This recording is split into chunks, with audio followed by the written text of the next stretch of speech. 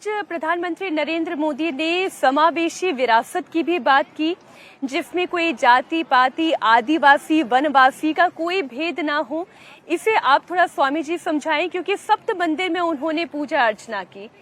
तो ये सप्त मंदिर क्यों ऐसे मन में आया कि सप्त मंदिर राम मंदिर में होना चाहिए, और फिर इसका जो ये जुड़ाव है कि जाति पाति मत का भेद ना हो, देश एक हो, विचार एक हो। ऐसा है कि हम लोग राम जी की पूजा करने में तो एक्सपर्ट है।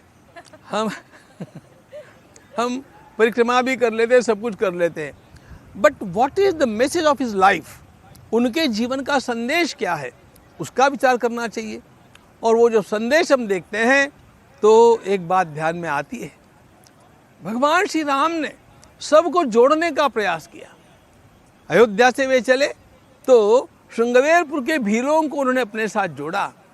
वे आगे बढ़ते हैं और संपूर्ण अपने दंडकारण्य के प्रवास में गोंड, भील, संथाल आदि समस्त जातियों में जाकर के वनवासियों के साथ घुलते मिलते हैं। वाल्मीकि रामायण में बड़ा सुंदर वर्णन है। तो किसी भी ऋषि के आश्रम को हेडक्वार्टर बनाना और वहाँ से दिन भर जाकर के लोगों में मिक्सअप होना, लोगों के साथ मिलना जुलना और उनका संगठन बनाना, उनको अपनाना, गोस्वामी जी ने वर्णन किया है। भगवान श्री राम जाकर के लोगों को इतना प्रेम बांटते थे। गांव गांव अस भयउ आनंदु, वो जिस गांव में जाते थे वो आनंद से भर जाता था। क्यों भरता था? भगवान श्री राम ने किसी को भी कुछ दिया नहीं, लेकिन प्रेम देने में कोई कोताही करी नहीं। और व्यक्ति को आवश्यक होता है प्रेम, और यह प्रेम भगवान श्री राम ने दोनों हाथों से सबके लिए बांटा।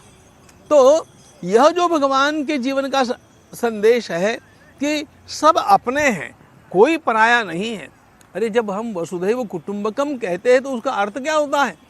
हम दुनिया को कुटुंब कहते हैं, और हमारे समाज में इसकी ये जाति है, उसकी वो जाति है, ऐसा सोच करके उसे अलगाव रखते हैं।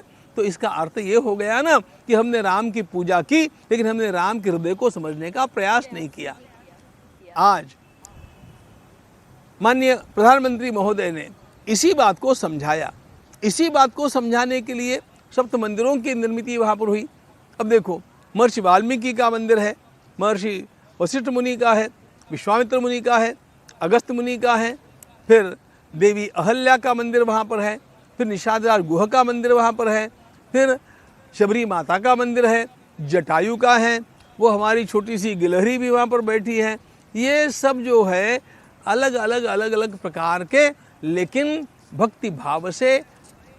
भक्ति का अर्थ होता है प्रेम। सात तस्मिन् परम प्रेम रूपा अमृत स्वरूपा च, परमात्मा के प्रति भक्ति करो और अपने सामने दिखने वाले सारे समाज के अंगों के लिए प्रेम प्रदान करो। यही भगवान श्री राम ने किया, और इसी के बल पर संगठन बना करके उन्होंने पापी रावण का नाश किया।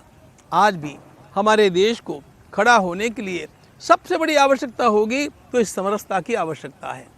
इन सब लोगों में हम लोगों को किसी प्रकार का भेदभाव नहीं करना चाहिए, सबको अपनाना चाहिए। और यही बात हमारे भक्ति शास्त्र में सर्वदा कही गई। ये बात लोग भूलने लग गए थे, इसलिए पुनः उसे हमने सप्त मंदिरों के रूप में लोगों के सामने रखा और संदेश के रूप में प्रधानमंत्री महोदय ने अपने भाषण में रखा। और इसलिए स्वामी जी, ये केवल राम मंदिर नहीं, ये राष्ट्र का मंदिर है। ऐसे भाव जो है वो यहाँ अयोध्या से पूरे देश में, विश्व में संचार हो रहा है। चूंकि आप, मैंने कहा, नींव से निर्माण तक पूरा आप मंदिर के कार्यक्रम में लगे रहे, और आपकी निष्ठा, आपका समर्पण और आपका प्रेम इस मंदिर से लगा रहा स्वामी जी। इसलिए मैं एक एक चरण आपसे समझना चाहती हूँ। अब जैसे सिंह द्वार बनाए गए, गज द्वार बनाए गए, तो इनकी भी तो महत्ता होगी। क्यों सिंह द्वार, क्यों गज द्वार? कि देखो,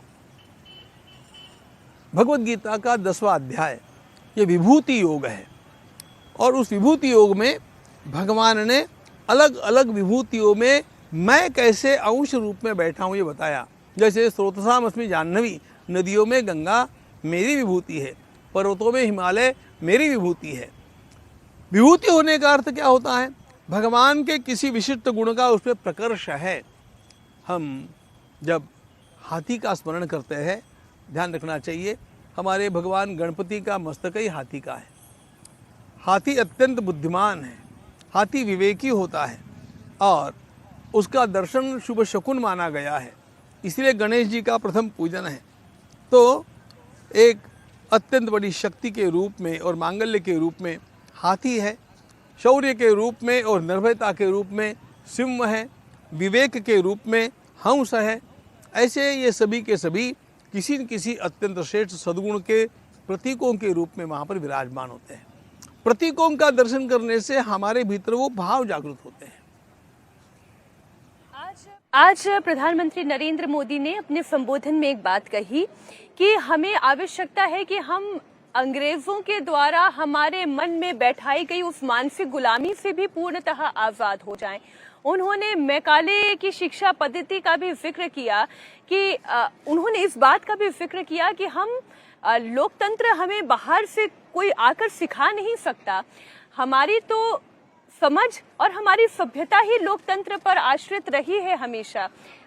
तो ये जो मानसिक गुलामी है, ये जो मैकाले की शिक्षा पद्धति है, ये मानसिक गुलामी से व्यक्ति आजाद कैसे होगा? एक मंदिर के बन जाने से मानसिक गुलामी से आजाद कैसे होगा? आज माननीय प्रधानमंत्री जी ने अपना हृदय खोल करके रख दिया, उंडेल करके रख दिया सबके सामने इस निमित्त से। देखो, वे कुछ वर्षों से IKS पर काम कर रहे हैं, इंडियन नॉलेज सिस्टम, और इसको उन्होंने बड़ा महत्व देकर के लोगों को इसमें प्रविष्ट कराया है। बड़ी साजिश हम लोगों के साथ ये हुई कि ये सारा भारत का ज्ञान का खजाना हम लोगों से छिपा दिया गया और यही हम लोगों को पढ़ाया गया कि ज्ञान तो हमें अंग्रेज़ों ने दिया है, फिर एक एक शास्त्र का ज्ञान और किसी ने दिया है। अब थोड़ा आउट ऑफ वे मैं आपको एक जानकारी देना चाहता हूँ।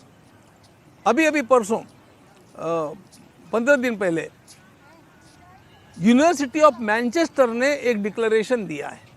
See who is talking, it is university of Manchester.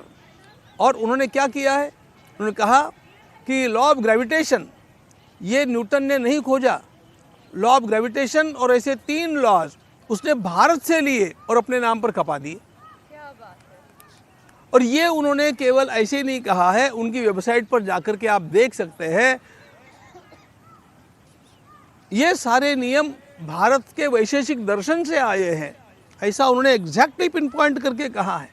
वैशेषिक दर्शन के कौन से मंत्रों में ये प्राप्त होते ये भी उन्होंने बतलाया है। तो हम लोगों से सारा छिपाया गया, हम लोगों के भीतर एक न्यूनगंड निर्माण कर दिया गया। आज एक वाक्य मुझे और बोलना चाहिए जो प्रधानमंत्री जी के मन में था लेकिन वो बोले नहीं, समयाभाव से नहीं बोले होंगे। मैकॉले का एक वाक्य है। मैकॉले ने कहा, India has been conquered once, it must be conquered again and the second conquest must be through education. हमने भारत को एक बार जीता है, लेकिन भारत को यदि सदा के लिए गुलाम रखना है तो और एक बार जीतना पड़ेगा, और ये दूसरी जीत हम लोगों को शिक्षा के माध्यम से हासिल करनी पड़ेगी। ऐसे कह करके जो शिक्षा, अच्छा मैकॉले ने एक बार और कह दी कि जो शिक्षा की पद्धति मैंने दी है ये यदि भारत में 30 साल तक चलेगी तो भारतीय युवक दिल और दिमाग से अंग्रेज बन जाएंगे, केवल रक्त और चमड़ी से भारतीय रह जाएंगे, दिल और दिमाग से वे उनके गुलाम बन जाएंगे। और यही भारत में हुआ। उन्होंने बड़ी सुंदर बात कही। मैकॉले की शिक्षा पद्धति आरंभ हुई थी 1836 में, और प्रधानमंत्री जी ने कहा कि हम लोगों को 2036 तक यानी आने वाले एक दशक में हमने मैकॉले को पूरा का पूरा कूड़े में डाल दिया है, ये प्रमाणित करके दिखाना होगा। हम लोगों को भारत ने जो अपना आत्मविश्वास मैकॉले की शिक्षा पद्धति के कारण खो दिया था वो पुनः प्राप्त कर लिया है। इतना विश्वास लोगों में निर्माण करने का दायित्व तो उन्होंने आज अगली पीढ़ी को दिया है। ये बहुत बड़ा काम उनके द्वारा हुआ। ये विचारों का भी मंथन होना चाहिए। प्रभु श्री राम का सिर्फ पूजन अर्चन नहीं, उनके आपके प्रश्न का उत्तर आया नहीं। आपने पूछा था एक मंदिर के साथ इसका क्या संबंध है। देखो, भगवान श्री राम ने भी यही काम किया था। रावण पीढ़ियों तक धर्म के लिए यानी सारे समाज के लिए चुनौती बन गया था और सब लोगों के भीतर ये भाव निर्माण हो गया था कि रावण को कोई जीत नहीं सकता, रावण को परास्त किया नहीं जा सकता। और जब यह आत्मविश्वास कोई समाज खो देता है ना, फिर समाज उठ नहीं सकता। समाज को यदि सदा के लिए समाप्त करना है तो दो बातें करनी होती है। एक तो इसके आत्मविश्वास को समाप्त कर दो और दूसरा उसकी भूतकाल की स्मृतियों को मिटा डालो। इसलिए आज मोदी जी ने एक शब्द का प्रयोग किया, रूट्स। हम लोगों को अपनी नींव की ओर जाना चाहिए, हमारे मूल की ओर जाना चाहिए। और जब हम जाएंगे तो आत्मविश्वास भी जगेगा और जब आत्मगौरव की भावना जगेगी तो अपने आप ही ये जो बाहर की आलोचना का हम लोगों के ऊपर एक नैरेटिव बनाया गया है, ये फेंकने में हमारा युवा समर्थ हो जाएगा।